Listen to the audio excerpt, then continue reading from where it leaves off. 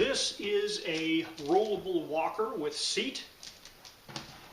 I was sent this to review for free. If you wanted to purchase it, it would cost you about $140. They have not paid me for my review, and my opinions remain my own.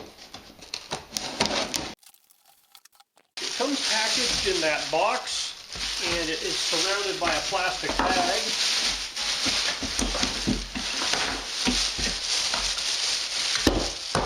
And there's several components that are not assembled currently when it comes out of the bag.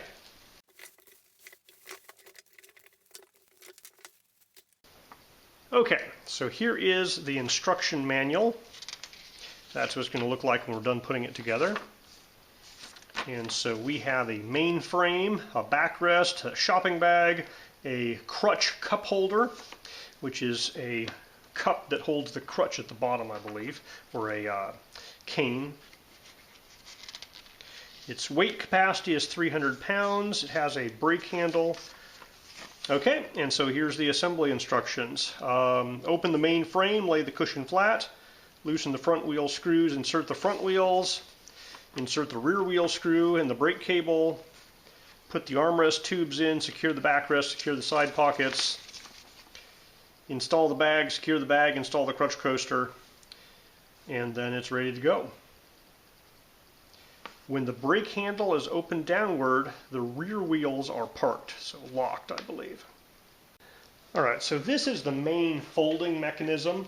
There's this little plastic catch that holds it shut, and when you basically remove that, then you can open this guy up like that. And these little catches here, right there, snap into place on each side, and that locks it open. So for pulling it together, there's this orange strap. You yank on the orange strap, it releases, and this guy folds together. So this is an example of one of the wheels. The front wheels have these red reflectors on them, and they're kind of, they're not inner tube wheels, they're just solid kind of rubber over a plastic wheel. So they're not like super soft, but they have a little bit of give on them. So it's pretty clear here. I don't even think I'd really need the instructions to know, oh, you need to put the wheels with the cylinders in this guy, and the wheels with the kind of oval pipes in those guys, and then the handles up in these guys. So let's do that.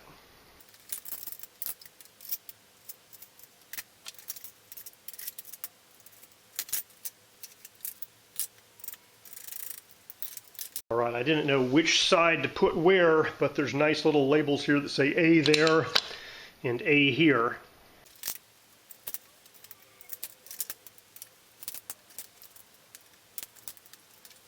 Alright, so the height of this guy is adjustable. It has, 1 through 6 here, so you just push that red button in, and when the red button's pushed in, you can move this up and down very easily. And then it just latches at whichever one you leave it on. And the brake cables here have this little clip for cable management.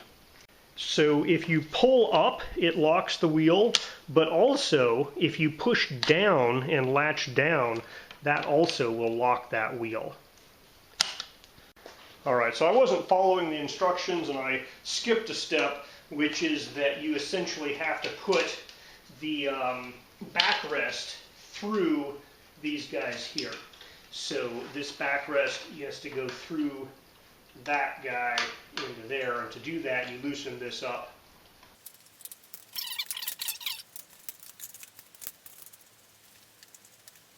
I've set the backrest at the highest position there, just so that these handles can go as far down as possible, although you could loosen this guy and slide them up and down to get the height you would like for your backrest.